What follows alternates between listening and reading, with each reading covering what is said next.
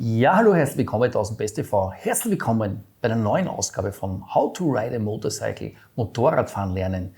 Diesmal mit die richtige Bremstechnik am Motorrad, auch mit ABS. Ja, liebe Leute, Hand aufs Herz oder Hände in die Höhe. Wer von euch hat Motorradfahren gelernt, bevor es moderne ABS-Systeme am Motorrad gegeben hat? Ich bin einer von denen. Als ich in der Fahrschule war, auf meiner Suzuki GN 250, da hat es noch KBS gegeben. Dementsprechend haben wir damals diese ersten Bremsübungen ohne ABS gemacht. Es hat sich grundsätzlich nichts verändert. Es gibt immer noch eine Bremse, es gibt ein Asphalt, es gibt ein Reibheit, es gibt Verzögerung, es gibt kinetische Energie und die in Wärmeenergie umgewandelt wird, bla bla bla. Aber dieses Thema ABS hat die Komponente in 95% der Fälle einfacher gemacht, in 5% der Fälle aber auch ein bisschen komplexer. Und damit ihr das ABS richtig einsetzt, haben wir für euch ein umfangreiches Video zusammengestellt. Zu Wort kommen Techniker aus der Motorradindustrie, zu Wort kommen Rennfahrer, zu Wort kommen Instruktoren, Motorradfahrer, für euch in einem Video alles kompakt vereint.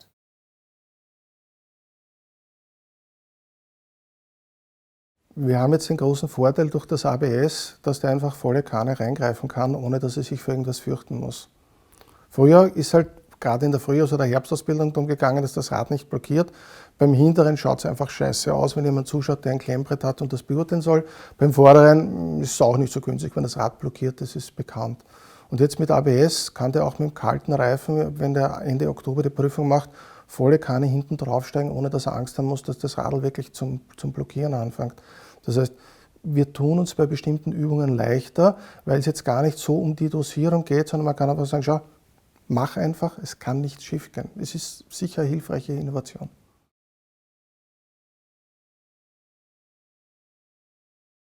Bei mir hat es noch geheißen, eben 2013, weil das letztes Jahr waren ja nur ein paar Fahrstunden, die man fürs Upgrade braucht. Aber 2013, als ich wirklich auch auf diese Fahrprüfung hingearbeitet habe, hat schon noch geheißen, dass wenn ich bei dieser Bremsübung, gibt es ja verschiedene Bremsübungen, wenn bei der einen es zu ratteln beginnt und man merkt, okay, das ABS greift da massiv ein, dann ist das durchaus ein Fehler und wird von dem Prüfer dort dann auch als Fehler notiert. Also obwohl alle ABS hatten, war es schon so, dass sie gesagt haben, man muss von diesen 50 km/h, wo man da runter bremsen muss, diese Zielbremsung, die muss man da bremsen können, ohne dass man komplett das ABS in Anspruch nimmt.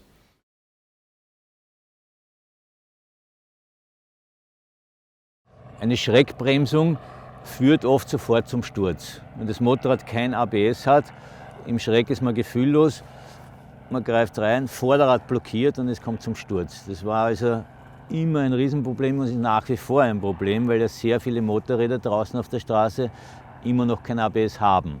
Bei ABS-Fahrzeugen oder ABS, das Segen des ABS liegt darin, dass diese Schreckbremsungen nicht sofort zum Sturz führen. Und das ist schon mal ein Riesengewinn. Was man trainieren muss oder woran man sich gewöhnen muss, ist natürlich die Verzögerung, die man mit einem Motorrad erreichen kann mit ABS. Und man muss das einmal in gesicherter Umgebung ausprobieren. Das ist oft ein Grund, dass Leute zu uns kommen, die sagen, ja, ich habe ABS, ich möchte das jetzt mal ausprobieren. Und da muss man sich natürlich dann auch überwinden und einmal versuchen, jetzt wirklich Vorderbremse und Hinterradbremse plötzlich und abrupt voll anzuziehen. Die Verzögerung ist sehr gut, die man damit zusammenkriegt. Man muss aber auch wissen als Motorradfahrer, dass sie immer noch klar schlechter ist als die Verzögerung von einem Auto.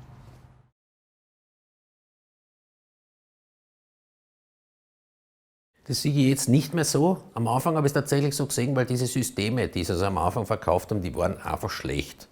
Die waren nicht gut. Und da habe ich gefunden, weil damals war dann das Thema, dass das verpflichtend kommt und damals habe ich das tatsächlich als Einschränkung empfunden, weil man gedacht habe, Alter, wieso zwingen sie mich, dass ich so ein ABS-System drauf habe, das schlechter bremst wie ich. Und mittlerweile sind die Systeme aber so wahnsinnig gut, dass ich selber irrsinnig froh bin, wenn ich so eins drauf habe und das in keiner Weise als Einschränkung empfinde.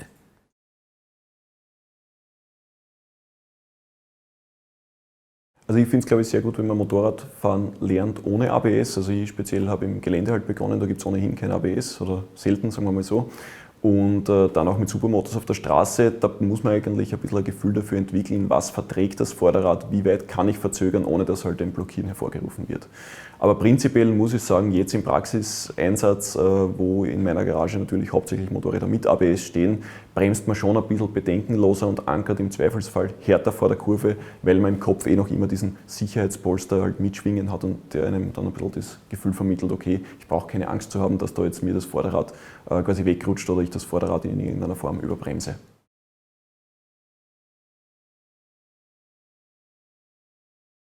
Ja, auf jeden Fall. Im normalen Gebrauch eigentlich nicht. Also ich schaue, dass ich möglichst ohne ABS fahre. Ich meine, beim Hinterrad muss ich zugeben, kommt schon öfters vor, dass es reinregelt. Aber das ist auch eben, weil ich vom Endurofahren weiß, Hinterrad kann ruhig blockieren. Wenn man aufrecht ist, nicht in Schräglage ist, dann passiert da nichts. Ist das kein Problem. Aber ansonsten fahre ich nie so, dass ich ABS aktiv brauche. Trotzdem ist es mir natürlich schon passiert, bei so unvorhergesehenen starken Bremsungen, also dass ich voll das ABS braucht habe und wirklich froh war, es zu haben. Also einmal weiß ich, auf der Autobahn war es, Richtung Wien. Es ist immer mehr Verkehr geworden, hat immer mehr gestaut. Und dann habe ich kurz nur runter aufs Tacho geschaut, weil da irgendein Symbol war, was ich noch nicht gekannt habe. Und als ich wieder aufschaue, sehe ich, dass sich gerade Stau beginnt zu bilden und vor mir voll gebremst wurde. Und dann habe ich halt sofort, war eigentlich auch eine Schrägbremse, mich jetzt mega geschreckt. Und ich habe mir auch voll in die Eisen gegriffen und habe richtig gemerkt, wie sich das ganze Motorrad so aufgestellt gehabt hat und wie es mich über den Lenker schiebt. Und ohne das ABS wäre ich da fix gelegen, weil da hätte das Vorderrad sowas von blockiert. Da habe ich ohne irgendein Gefühl einfach eine Vollbremsung gemacht. Und da habe ich mir dann gedacht, Gott sei Dank gibt es ABS, weil 10 Jahre früher oder so wäre ich einfach mitten auf der Autobahn voll auf der Goschen gelegen und dann auf der Autobahn, wenn die Autos von hinten mit einem 100er daherkommen, ist das auch eher nicht so lustig.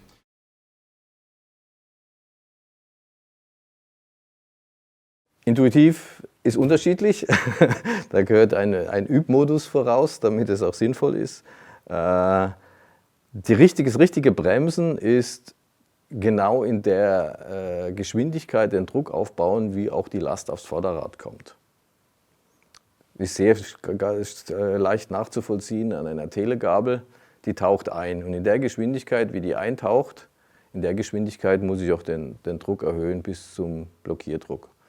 Dann habe ich die optimale Verzögerung, dann schlägt noch nicht mein ABS ein. Wenn ich dann genau den Reibwert schon im Gefühl habe, dann kann ich sogar besser bremsen als ein ABS. Das wird immer so bleiben. Aber in der Regel ist es ja nicht immer gegeben. Wenn man zu schnell den Druck aufbaut, dann schießt man quasi das Rad ab, bevor die Last drauf ist. Also es blockiert schon, neigt zum Blockieren, bevor die Last auf dem Vorderreifen ist. Dann muss ich einen Druck abbauen. Und jeder Druckabbau, um das Rad wieder einzufangen, ist ein Verlust. Also vor kurzem hatte ich auch mal wieder die Frage, die schon so uralt ist, wie hoch ist die Regelfrequenz vom ABS? Und dann denkt jeder, je mehr, desto gut. Nein. Man muss einmal an das Optimum hinfahren und dort bleiben. Und dann hat man den kürzesten Bremsweg.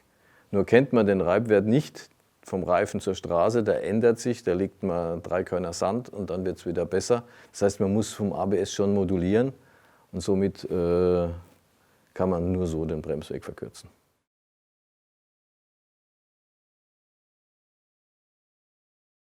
Ob es risikobereiter ist, weiß ich nicht. Es ist auf jeden Fall so, dass ich um die Mittellage herum, sprich nicht in die Kurve hineinbremsen, was natürlich auch möglich ist mit modernen Kurven-ABS-Systemen. Aber dieses Anbremsen vor der Kurve in Mittellage, das ist vielleicht tatsächlich ein bisschen intensiver, als man es sonst machen würde und so, dass man halt später und sportlicher verzögern kann.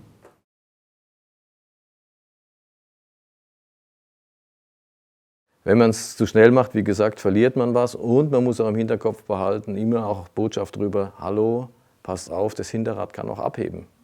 Man kann sich auch überschlagen und je nachdem, welches System man in seinem Fahrzeug hat man Assistenten, wie jetzt aktuell bei allen BMW-Systemen ein Hinterradabheberassistent vorhanden ist, mit entsprechender Leistungsfähigkeit der Ausbaustufen. Und wenn nicht, dann vorsichtig.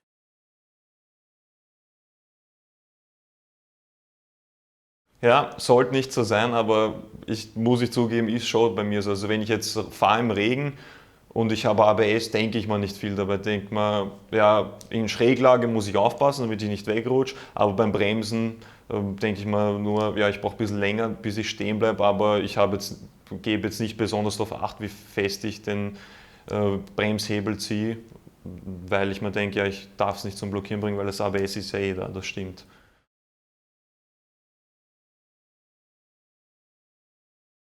Der Bremsdruck soll progressiv aufgebaut werden, also nicht blitzartig, sondern bremsen anfangen und fester werden. Mit diesem Bremsen anfangen, mit den ersten Bremswirkungen, wird ja das Gewicht von meinem Oberkörper und von der Maschine nach vorne drücken. Das Vorderrad wird mehr belastet, Gewicht wandert auf die Vorderachse bzw. aufs Vorderrad. Das Vorderrad aufgrund Luftdruck laut Betriebsanleitung wird zusammengedrückt, weil mehr Gewicht aufs Vorderrad kommt. Jetzt wird die Aufstandsfläche vom Vorderrad breiter und kann dadurch wesentlich mehr Bremskräfte übertragen. Wenn ich das zu schnell mache, habe ich das Gewichtsverlagerung und noch ist das hinten nach und dann kann man das Rad sehr schnell blockieren, beziehungsweise das ABS muss sehr schnell arbeiten anfangen.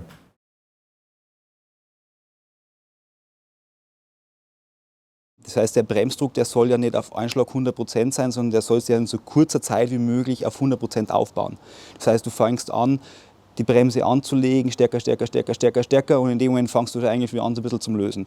Und in dieser Zeit, die so kurz wie möglich, wir reden da ja von Bruchteilen einer Sekunde, aber in dieser Zeit hat der Reifen einfach durch den Druck Zeit, diese Auflagefläche, man sagt im Jargon den Large, also die Größe des Auflagefläches, des Reifens zu vergrößern und desto größer die Auflagefläche ist, umso mehr Grip habe ich da. Und umso weniger muss das ABS tatsächlich regeln, umso weniger das regeln muss, umso mehr Bremskraft habe ich letztendlich.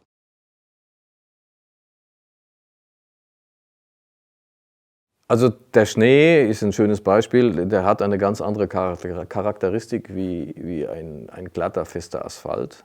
Diese Mühlschlupfkurven, die steigen. Normalerweise hat ein Reifen auf festen Untergründen bei zwischen 10 und, sage ich mal, im Stollenreifen bis zu 25, aber in der Regel Straßenreifen zwischen 10 und 15% Schlupf. Da hat er sein Maximum, dann fällt die Bremskraft ab. Und das erzeugt auch das Übergang in das Blockieren, weil die Kraft abfällt und dann bleibt das Rad stehen, weil es immer weniger Kraft übertragen kann. Ein Schotter oder ein Schnee, ein loser Untergrund, der kann einen Keil aufbauen. Und dadurch kann ein stehendes Rad die maximale Bremskraft erzeugen. Aber gleichzeitig geht die Seitenkraft verloren, das heißt ein stehendes Rad, das ist sehr knifflig zu bedienen, auch in diesem losen Untergrund. Das heißt, wenn ich in einen losen Untergrund gehe, sprich dann muss ich auch ein entsprechendes, wenn ich die maximale Performance abrufen möchte, entsprechendes Setting haben. Das hätten die ja bei unserer GS mit dem Enduro-Modus getan, dass wir quasi nochmal nachgelegt haben für viele, die auch in dem Enduro-Park spazieren fahren, dass die auch im Steilhang bei der Abfahrt nicht weiterfahren müssen, sondern auch anhalten können mit dem ABS-System.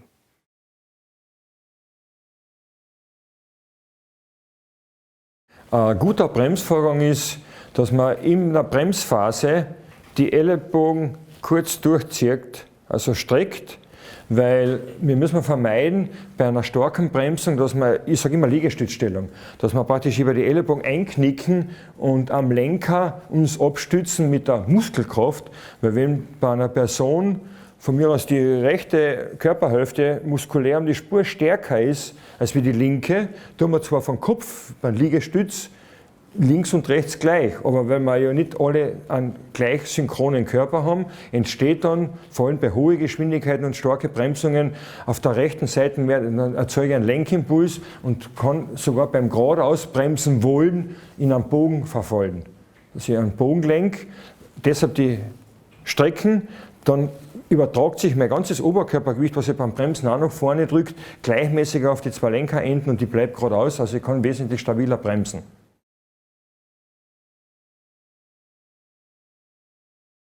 Naja, da auf der Rennstrecken, wenn wir dann schon von Rennstreckenkurse reden, machen wir es bei 100 bis 120 km/h runter.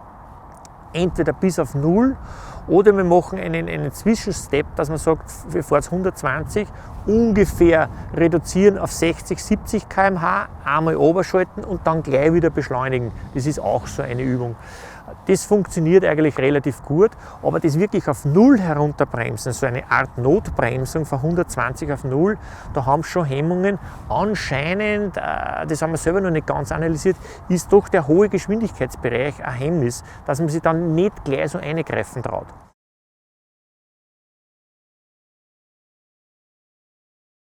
Ich bremse immer mit 2 Fingern. Ich war zwar früher auf so einer Veranstaltung, wo er gesagt hat, man bremst am besten mit der ganzen Hand, weil die Bremse nachlassen kann. Nur ich sitze immer auf so mörderisch guten Geräten, dass diese Bremse nie nachlässt. Und insofern komme ich mit diesen 2 Fingern immer zurecht. Aber theoretisch, wenn die Bremse nachlassen würde, dann würden mir natürlich diese 2 Finger behindern, weil ich nicht mehr weiter zurückdrücken kann. Aber ich glaube, diese Bremsen heutzutage, die sind schon so gut, dass das eigentlich kein Thema mehr ist. Ich bremse immer mit 2 Fingern. Auch da greife ich wieder auf meine Instruktorerfahrung zurück. Wenn ich einen Hochleistungsbremser habe, wie an unseren Supersportlern, dann reicht mir eigentlich ein Finger. Und ich wähle gerne den mittleren, weil dann habe ich maximalen Kontakt mit dem Lenker.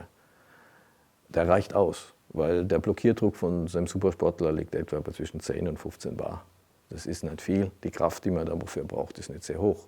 Wenn ich jetzt aber eine 310er habe, mit nur einer Bremszange, dann wird mir dieser Finger nicht mehr ausreichen. Da muss ich mindestens 2 nehmen. Vielleicht sogar alle 4. Und deshalb ist jetzt zum Beispiel bei BMW die Instruktor oder eine Vollbremsung immer mit allen Fingern zu tun. Außer man weicht selber davon ab und sagt, ich kenne das Motorrad, ich weiß, dass ich das mit einem kann. Aber der Impuls sollte normalerweise, der Schreckimpuls sollte mit allen 4 sein, weil ich nicht sicher weiß, auf was für ein Motorrad ich sitze.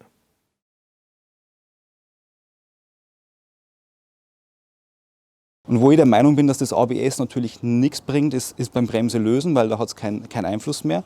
Und dieses Bremselösen sollte demnach auch so smooth wie möglich sein, so smooth wie der Eingang der Bremse sein soll, dass die Gabel langsam hochkommt und der Reifen sich langsam entspannen kann und nicht aus der Gabel schießt und der Reifen wie so eine Art Basketball einfach sich entlädt, die Energie sich entlädt, und wenn ich dann ein bisschen eine Schräglage habe, dann springt das weg wie ein Ball, den ich am Boden schmeiße, und bin somit dementsprechend sturzgefährdet.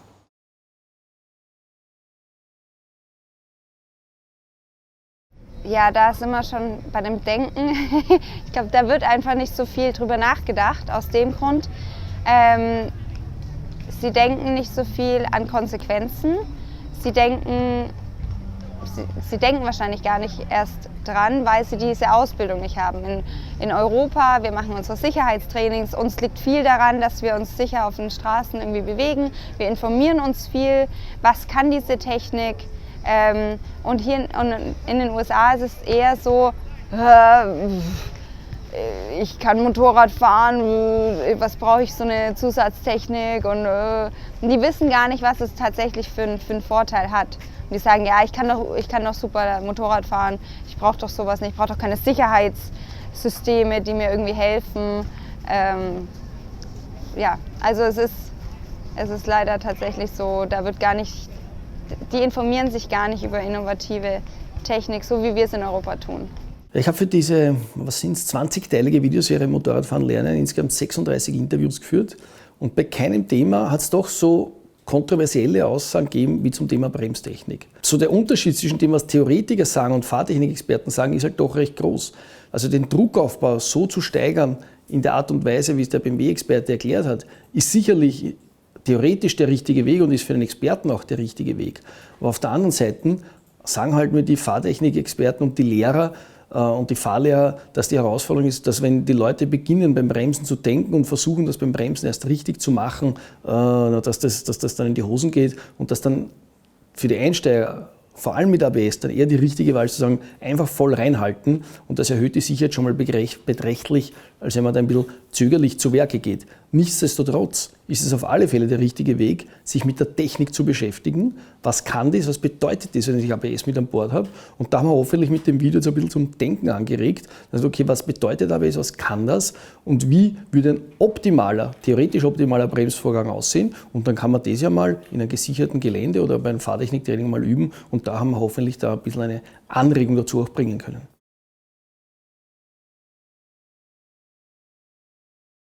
Man könnte einen Reifen entwickeln, der einen super kurzen Bremsweg liefert. Der wird aber super schnell verschleißen, weil die Gummimischung einfach extrem weich sein müsste. Ein großer Einflussfaktor ist aber auch der Luftdruck.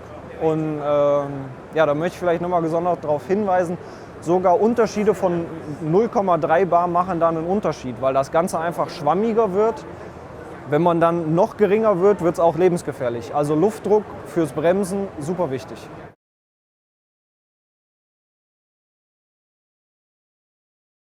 Absolut. Ein zu hoher Luftdruck sorgt dafür, dass die Reifenaufstandsfläche einfach zu klein wird, weil der Reifen sich ja noch runder bauen will. Der Footprint wird einfach kleiner. Wenn wir jetzt zu niedrig Luftdruck haben, dann ist zum einen der Footprint größer, aber das Ganze verhält sich halt super undefiniert.